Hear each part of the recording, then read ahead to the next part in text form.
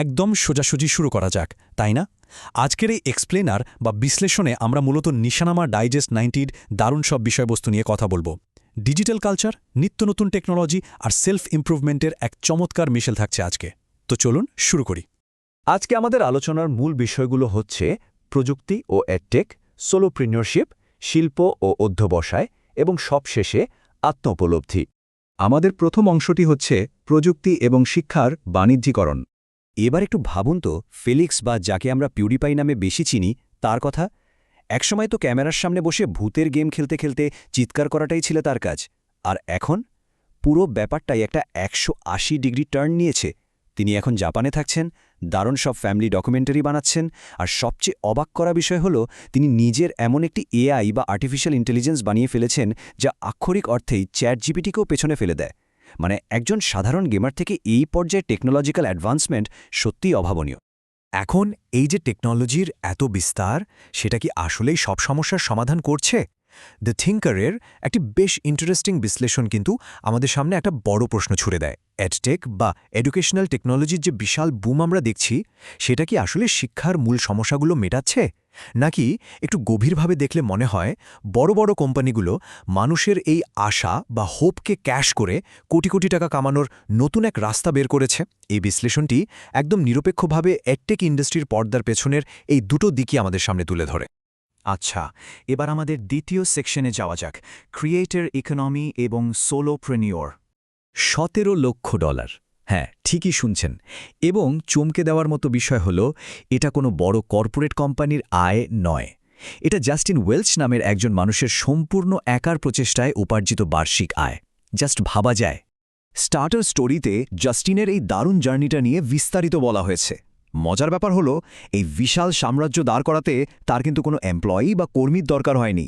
তিনি দেখিয়ে দিয়েছেন যে কারো কাছে যদি একদম পারফেক্ট একটা কন্টেন্ট স্ট্র্যাটেজি থাকে এবং নিজের ডেইলি রুটিনের প্রতি যদি ডেডিকেটেড থাকা যায়, তাহলে একাই একটা অভাবনীয় বিজনেস তৈরি করা সম্ভব। সঠিক টুলস আর সলিড প্ল্যানিং থাকলে একা হাতেই গেম চেঞ্জ করে দেয়া যায়। আর হ্যাঁ, এই ডিজিটাল ইকোনমি যে শুধু গ্লোবাল লেভেলেই কাজ করছে তা কিন্তু নয়। লোকাল বা স্থানীয় পর্যায়েও দারুণ সব সুযোগ তৈরি হচ্ছে। যেমন ধরুন বেদুইন ওপেন স্কুলের কথা।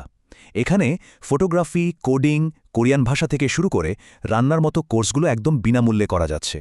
আবার অন্যদিকে ই-কমার্সের কথা যদি বলি, শ্রেষ্ঠা অনলাইন শাড়ি শপ 2018 সাল থেকে তাদের ইউনিক কালেকশন দিয়ে একটা আস্থার জায়গা তৈরি করে নিয়েছে। ডিজিটাল দুনিয়ার এই লোকাল ইম্প্যাক্টগুলোও কিন্তু বেশ চমৎকার, তাই না? আমাদের এবারের আলোচনার বিষয় শিল্প, সৃষ্টি এবং অধ্যবসায়। ডিজিটাল দুনিয়া থেকে এবার চলুন একটু বাস্তব জগতে ফেরা যাক। ফ্রান্সের দোর্দনে একটা দম্পতির 1 বছরের এই জার্নিটা সত্যি বলতে একটা রিয়েল ইন্সপিরেশন। 2023 সালের জুনে তারা ডোমেন সোভাজ নামের 34 একরের একটা একদম পরিত্যক্ত খামার কিনেছিলেন।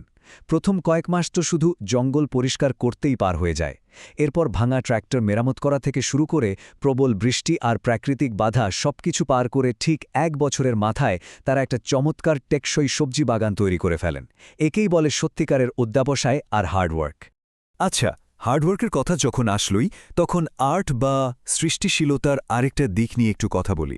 যারা সিনেমা বা ভিজুয়াল স্টোরি টেলিং নিয়ে কাজ করেন, তাদের সবসময় একটা বিশাল প্রশ্নের মুখোমুখি হতে হয়, আর সেটা হলো দৃশ্যধারণের সময় ক্যামেরাটি ঠিক কোথায় বসানো উচিত।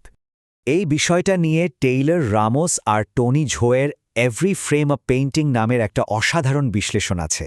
জাস্ট একটা শট নেওয়ার আগে ক্যামেরা পজিশন নিয়ে ঠিক কি ভাবতে হয়, আর শুধু ফ্রেমের কারণে একটা গল্পের মুড কিভাবে পুরো চেঞ্জ হয়ে যেতে পারে, সেটা এখানে এত সুন্দর করে বোঝানো হয়েছে। ভিজুয়াল আর্ট নিয়ে যাদের একটুও আগ্রহ আছে, তাদের জন্য এটা আক্ষরিক অর্থেই একটা মাস্টার ক্লাস। আমরা এবার আমাদের এক্সপ্লেনারের একদম শেষ অংশে চলে এসেছি, আত্ম উপলব্ধি এবং অনুপ্রেরণা। কাজ, প্রোডাক্টিভিটি আর দৌড়ঝাঁপ তো অনেক হলো, এবার একটু থমকে দাঁড়ায়।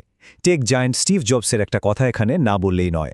12 বছর আগে এক বৃহস্পতিবার রাতে তিনি নিজেকে একটা ইমেল করেছিলেন, মাত্র 132 শব্দের একটা ছোট্ট ইমেল, কিন্তু কথাগুলো কি গভীর।